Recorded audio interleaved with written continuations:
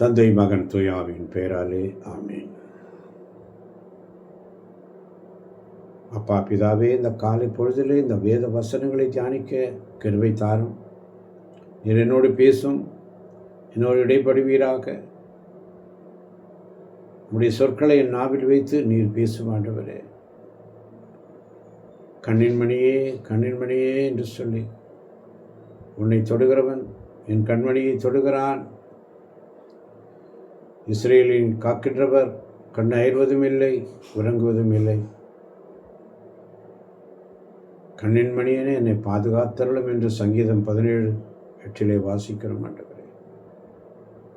கண்ணின் மணி போல் என்னை காக்கின்றவரே, கண்ணின் மணியே கண்ணின் மணியே நீ கண்ணீரை சிந்துவதும் என் மணியே.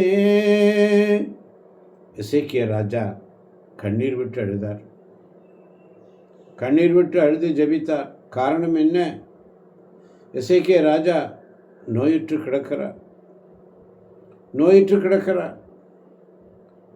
இறைவாக்கினர் எசேயா அவரிடம் வந்து சொல்லுகிறார், ஆண்டவர் இவ்வாறு கூறுகிறார், நீ உமது வீட்டு காரியங்களை ஒழுங்குபடுத்தும், ஏனெனில் நீர் சாவி நின்று பிழைக்க மாட்டீர் என்று சொல்லுகிறார். எசேக்கியா ராஜா தன்னுடைய முகத்தை சுவர் பக்கமாய் திருப்பிக் கொண்டு ஆண்டவரை நோக்கி, ஆண்டவரே, நான் எப்படி உன் திருமுன் முற்றிலும் நம்பிக்கைக்குரியவனாய் நடந்து கொண்டேன் என்பதையும் உமது பார்வையில் நேர்மையானதே செய்தேன் என்பதையும் நினைத்தருடும் என்று வேண்டுதல் சென்று கதறி அழுகிறார். ஒரு ராஜா தன்னுடைய இறப்பின் செய்தியை கேட்டு, இறந்து போவேன் என்ற செய்தியை கேட்டு, நீ பிழைக்க மாட்டேன், உன் காரியங்களை ஒழுங்குபடுத்தும், உமது வீட்டு காரியங்களை ஒழுங்குபடுத்தும், நீ சாவி நின்று பிழைக்க மாட்டீர் என்று சொல்லும் பொழுது ஒரு ராஜாவுடைய கவலை எப்படி இருந்திருக்கும்? என்ன குறை ராஜாவுக்கு? இருந்தாலும் அவர் கண்ணீர் விட்டு அழுதார். ஆண்டவரே, நான் எப்படி உன் திருமுன் முற்றிலும் நம்பிக்கைக்குரியவனாய் நடந்து கொண்டேன் என்பதையும் உமது பார்வையில் நேர்மையானதை செய்தேன் என்பதையும் நினைத்தருளும் என்று சொல்லி வேண்டுதல் செய்கிறார். கண்ணீரோடு அழுது ஜெபிக்கிறார்.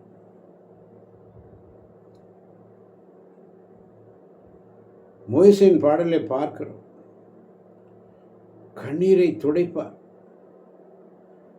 அவருடைய காயங்களை மாற்றுவார், வேதனையை மாற்றுவார். மோசேயினுடைய பாடல்களிலே மிக அழகாக சொல்லப்பட்டு, தானியேல் சிங்கக்குகையிலே இருந்தபோது ஜெபித்தார், ஒருவேளை ஜெபித்தார், கண்ணீரோடு ஜெபித்தார். தாவீது ஜெபித்தார், ஆபிரகாம் ஜெபித்தார், எலியா ஜெபித்தார், எல்லோரும் ஜெபித்தார், அதிகாலையில் ஜெபித்தார்.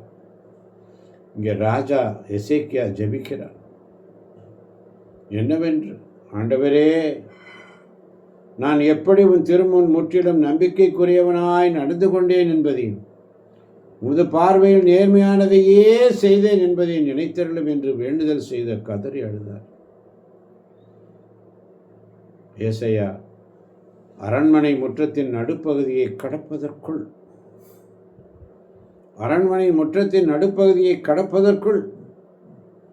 ஆண்டுடைய வார்த்தை அவருக்கு வெளியாயிற்று.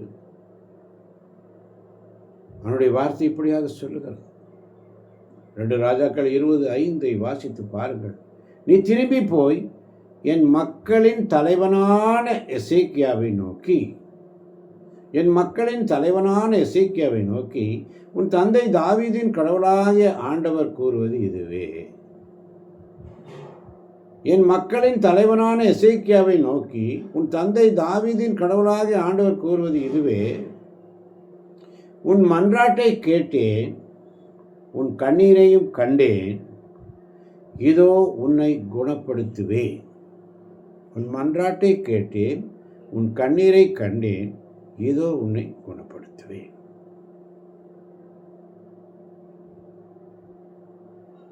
இன்றைக்கு 3ஆம் நாள் நீ ஆண்டவராக எனது இல்லத்திற்கு செல்வாய். பாருங்க ஆசீர்வாதம், எப்படிப்பட்ட ஆசீர்வாதம். உனது ஆயுளுக்கு இன்னும் 15 ஆண்டுகள் கூட்டுவேன். மேலும் உன்னையும் இந்நகரையும் அசிரிய மன்னன் கையில் நின்று விடுவிப்பேன். என் பொருட்டும் என் ஊழியன் தாவீதின் பொருட்டும் இந்நகரை பாதுகாப்பேன் என்ற வாக்குத்தத்தத்தை கொடுக்கிறார். கைவிடப்பட்ட நிலையில் நீ இருக்கின்றாய், அன்பில்லா நிலையில் என்றும் வாழ்கின்றாய். எதிர்காலம் இருளாய் இருக்கின்றதோ, பயம் உன்னை சூழ்ந்து நிற்கின்றதோ. கைவிடப்பட்ட நிலையில் நீ இருக்கின்றாய், அன்பில்லா நிலையில் என்றும் வாழ்கின்றாய். எதிர்காலம் இருளாய் இருக்கின்றதோ, பயம் உன்னை சூழ்ந்து நிற்கின்றதோ. அஞ்சாதே, நான் உன்னோடு இருக்கின்றேன். உன்னை நானே வாழ வைப்பேனே. கண்ணின் மணியே, கண்ணின் மணியே, நீ கண்ணீரை சிந்துவதும் ஏன் மணியே. இஸ்ரேலை காக்கின்றவர் கண் அயர்வதும் இல்லை, உறங்குவதும் இல்லை. கண்ணின் மணியென என்னை காத்தருளும் என்று தாவீது ஜெபிக்கிறார். ஒரு நாள் அவருடைய சமூகத்தில் காத்திருக்கின்ற அருமை தேவச்சனம் ஆண்டவர் சமூகத்தில் உண்மையாய் நேர்மையோடு அதிகாலை தாகத்தோடு அவருடைய சமூகத்தில் காத்திருக்கும்படி நம்மை அழைக்கிற தேவன். ஒவ்வொரு நாளும் நம்மை ஆசீர்வதிக்கிற இறைவன். அதிகாலையில் பசி தாகத்தோடு அவர் அண்டையில் வந்து ஆண்டவரத்தில் கேட்போம். ஆண்டவரே, கண்ணின் மணியென நீர் என்னை காக்கின்றவர். இஸ்ரேலின் கடவுள் கண் அயர்வதும் இல்லை, உறங்குவதும் இல்லை. இதோ உடைய சமூகத்தில் இருக்கிறப்பா. என் பிள்ளைகள்,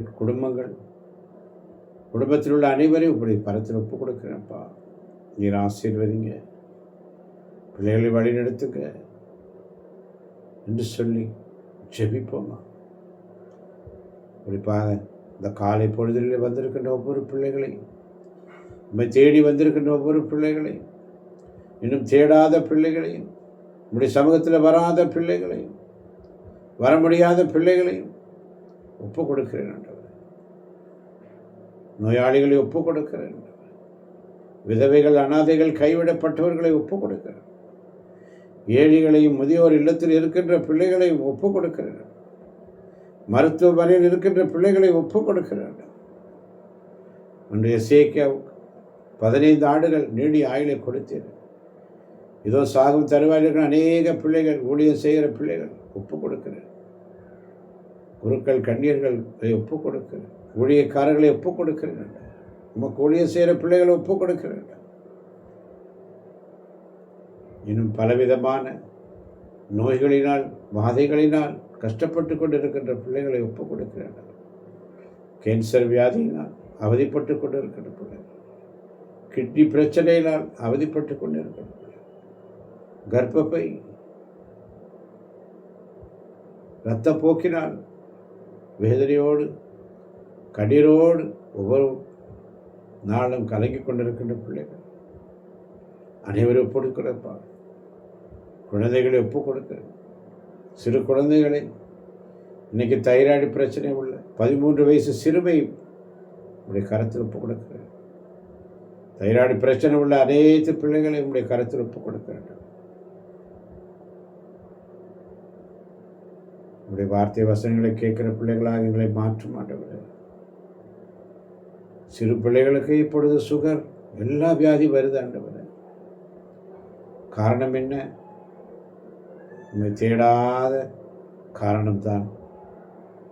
நாங்கள் இன்னும் உண்மை தேடாமலே இருக்கிறோம் ஆண்டவரே. உண்மை தேடுற பிள்ளைகளாக எங்களை மாற்றும் அப்பா. உண்மை தேடி உம்முடைய வார்த்தை வசங்களை தியானிக்கிற பிள்ளைகளாக எங்களை மாற்றுக்கப்பா.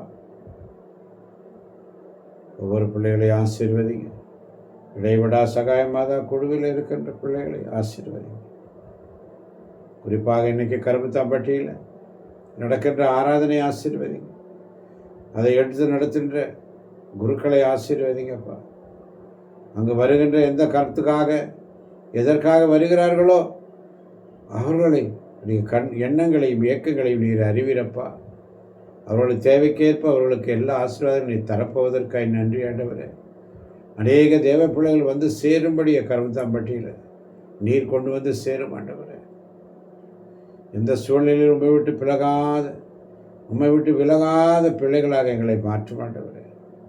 ஏதோ உம்முடைய சமூகத்தில் அடியேன் காத்திருக்கிறோம் ஆண்டவர். ஆசீர்வதியும் பலப்படுத்தும். இது எங்களுடைய பிரயாணங்களை ஆசீர்வதிங்கப்பா. இதோ நாங்கள் போகின்ற வாகனங்களை ஆசீர்வதிங்க. வாகனங்களை ஓட்டுகிறவர்களை ஆசீர்வதிங்க. எங்களை வழி நடத்துங்க. நீரே அடித்து செல்லும். உங்களுடைய கருத்தில் எங்களை ஒப்படைக்கிறோம். ஆசீர்வதியும் பலப்படுத்தும், வழி நடத்தும், பொறுப்பேற்றுக் கொள்வீராக. இயேசுவின் நாமத்தில் ஜெபிக்கிறோம் எங்கள் ஜீவனுள்ள நல்ல பிதாவே. ஆமேன், ஆமேன், ஆமேன்.